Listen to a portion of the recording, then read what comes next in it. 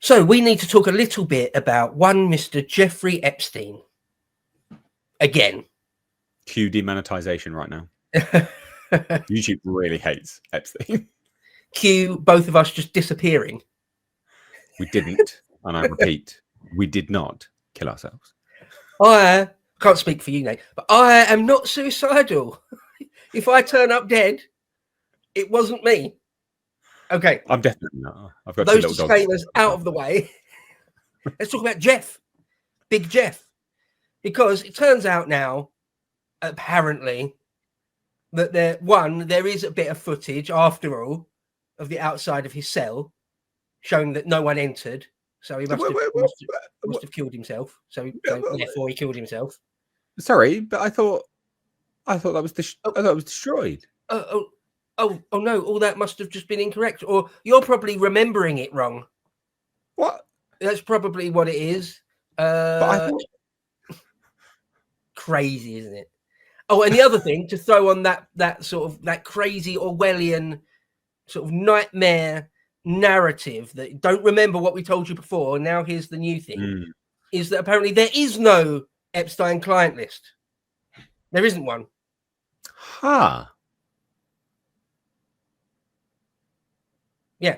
So even though we were told a few months ago that it was actually on Pam Bondi's desk, there was never any question that it didn't exist. It was just that it wasn't being released. Then it was finally Pam Bondi demanded it from the FBI, and it's on her desk. And now there isn't one. It doesn't exist. There isn't one.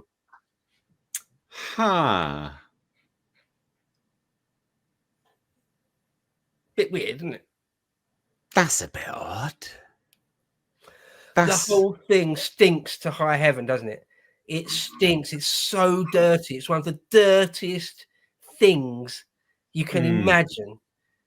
Oh, it stinks. It's such hot trash. You know what annoys me? You know what annoys me about this, though, right?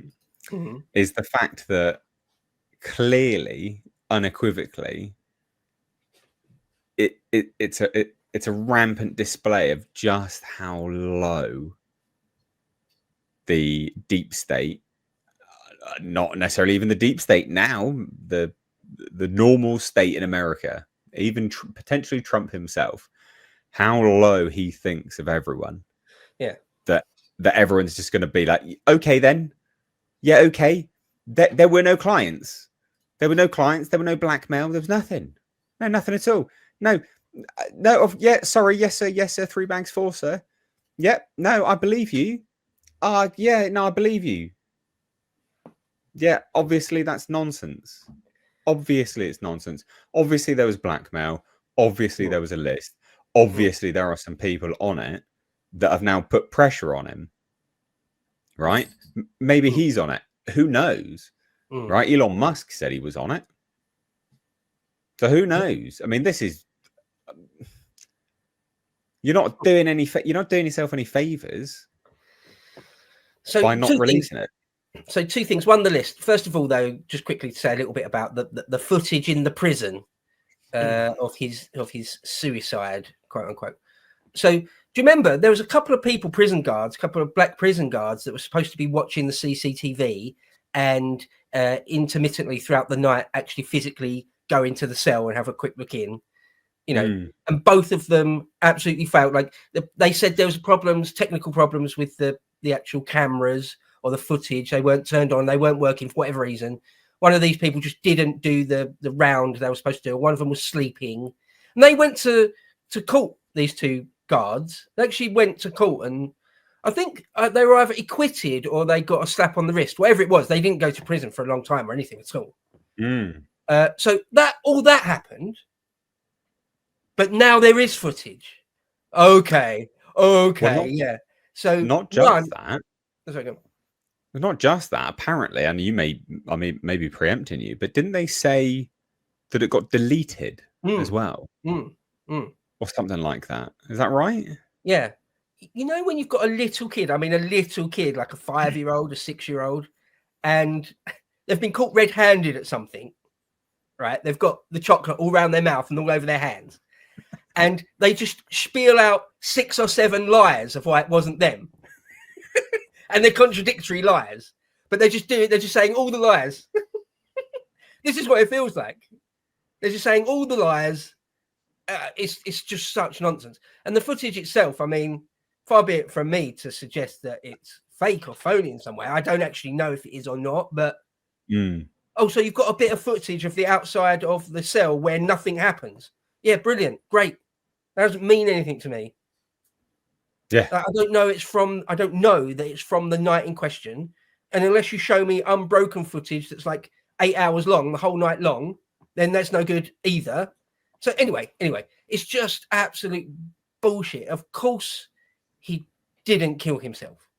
Yeah, of course. So let's cut to the chase on the Epstein thing and the client list thing. What it obviously is here, if we're just going to be honest, is that Jeffrey Epstein is the protege of Les Wexner, who is as deep into the intelligence services as it's possible to be. Now, whether it's the American intelligence services, the Israeli intelligence services, there's a fine line between these things. Have you ever heard of the Five Eyes, where it's like Britain, Australia, New Zealand, Canada, and the United States? The 5 intelligence services who just work closely on. They've all each got their own secrets, of course, but they work closely together, very closely sometimes with each other on things. The Five Eyes. Okay, throw Israel in there as well. In some ways, they work absolutely hand in glove with the US intelligence services or UK intelligence services. In other ways, they don't. In other ways, they are completely independent. I mean, it's interesting. There's a great book called Spycatcher where you can see the strange dynamic of the relationship between UK and American intelligence. That book's talking about in the 50s and 60s and 70s at the height of the Cold War. But nonetheless, it's interesting the way intelligence services of friendly or allied nations work together in some ways and in other ways don't. But it doesn't matter. It's less important whether Epstein was an out-and-out US intelligence or Israeli intelligence asset. What we can see clearly are the fingerprints of intelligence all over it. It was obviously a honey trap type thing. It was obviously a vehicle to manipulate rich and famous people to get them in compromise, get compromat on them, and then you can bend them to your will. That's obviously what it is. Okay, now Ghislaine Maxwell goes to prison for being a madam, essentially. But the people that these women or children were peddled to, no one knows. Yeah. Because the judge in the Ghislaine Maxwell case decided that her little black book, it wasn't in the public interest to release that. A judge appointed by Obama, who's implicated in it all, just decided that's not in the public interest, even though usually it's par for the course that if there's anyone rich or famous connected, however tangentially, with a criminal case, they get mentioned always. Yeah. It was like there was some crime in Oxford Street, and it just so happened that Elton John was walking by. He'll get mentioned in court, right? Yeah. That's right. That's the way it works. That's the dynamic. Someone on Twitter pulled me up and said, "Oh no, it's fair. It's right that they didn't release the names. How is that in the public interest?" Like, no, you don't get it, bro. No, they released the names of rich and famous people, no matter how vaguely they're connected with it. Doesn't mean they're guilty of anything. That's not what's on the table here. That's not what's on the table. So, for example, you could go to a party. You could have known Jeffrey Epstein. You could have gone to his house. You could have gone to his island on his private plane and still be completely innocent of any wrongdoing. In fact, that will have been the case for some people. Yep. Right. So just being named in court doesn't necessarily mean anything, but it is in the public interest, absolutely. And if any other investigations can be brought from it, then so be it. But they just close that down.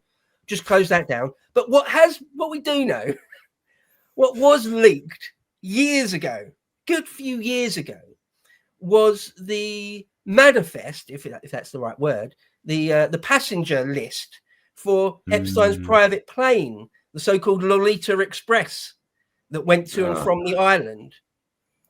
They were leaked years ago.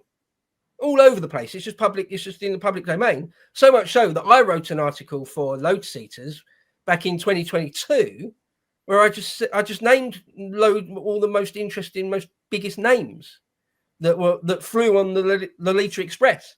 Now, just to be absolutely clear, for any of these people who want to try and bring a case against me, I'm not suggesting you were involved in sex crime or sex trafficking or anything.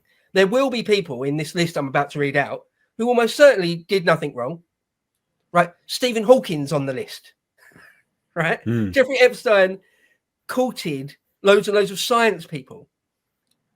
So the fact that you were on the Lolita Express and went to Epstein's Island doesn't necessarily mean anything. But I mean, this is a list of some truly powerful people. Obviously, Les Wexner himself, Alan Dershowitz, right? Larry Summers, Mark Zuckerberg, Mort Zuckerman, Reid Hoffman, Harvey Weinstein, Lawrence Krauss, Woody Allen, Sergey Brin, right? Steven Pinker, Leon Black, Chelsea Handler, Bill Clinton, Hillary Clinton, Donald Trump, Prince Andrew, Kevin Spacey, Alexandra Acosta, George Stephanopoulos, Mohammed bin Salman, Elon Musk, Bill Gates, Peter Mandelson, Old Mandy, Chris Tucker, Bono, Naomi Campbell. Like, was Naomi Campbell involved? Probably not, right? Stephen Hawking, Robert Kennedy Jr., John Glenn, Bill Barr, Ken Starr, Alec Baldwin, Ralph Fiennes, Ted Kennedy, Courtney Love, David Blaine. Right, the list goes on. I could go on. So the point is, right, is that a lot of names are sort of already out there. And once again, to be clear, I'm not saying that every single name there was involved in sex crime. But the point is that there were clients. Some of those would have been, quote unquote, clients. Unequivocally. Right. Unequivocally. There has to be. You can't. What was Ghislaine Maxwell in prison for then? Like, what was she thrown in prison for? Like, what? Trafficking? To who then? Yeah, right. But there has to be people that, you know, when there's victims, there's people that were servicing clients. There are people that were partaking in the victims. So who are they then? Obviously, like, come on. This is the greatest insult to the world. Well, one of the greatest insults to the world, and sort of basic critical thinking. Just, I don't know. It's outrageous. It's absolutely outrageous. I think what it'll be, I think the reason why Kash Patel and Pam Bondi and others are just suddenly now, when they was all gung-ho for ripping the plaster off, ripping the Band-Aid off, and now they're just saying, oh, there's nothing to look at here. It's because almost certainly you can only really infer the reason for that is that they actually find out what's going on, at least to some degree. And it's so twisted and dark, and it goes so to the heart of power all over the world, certainly in the Western world, that they can't expose it because it would bring down the status quo. Right? It's everyone from the current president to Bill Clinton to Obama. It's really, really, really powerful people, you know, like someone like Alan Dershowitz or something, you know, like Sergey Brin, Mohammed bin Salman. I mean, these are the most influential, among the most influential, powerful people in the world. So I can only guess that someone's been in Pam Bondi's ear and said, look, whatever you've got to do, Zuckerberg's not going down, right? We're not gonna let Larry Summers go down. So whatever you've got to do, whatever lie you've got to spin, do that, because we're gonna sit on this lie forever, like the JFK murder. We've got to sit on this case, these secrets forever, and we will let the world burn before we come completely clean. It seems to be what's going on. I mean, I don't know how what other way there is to read it. You know what annoys me about that is fundamentally, outside of the insult to people's intelligence, what it says to me is the current administration is exactly the same as the last administration. It's exactly the same as every administration that will come after it. It is just the same nonsense. It like if you're not prepared to go against the status quo and destroy these kind of people's careers and lives and shatter people's minds, what these people sort of have been held in high esteem or whatever, then you are nothing but you're just nothing but, again, and I say globalist, but globalist in a different sense, right? Like you have the opportunity to bring everything down and still stand on top of it effectively, but you're not going to. Like, okay, cool, great. Why were you voted in then? Yeah, sure, you might deport some illegal immigrants here and there. Yeah, sure, you might put some tariffs on here and there. Still doing the same shit as everyone else, though.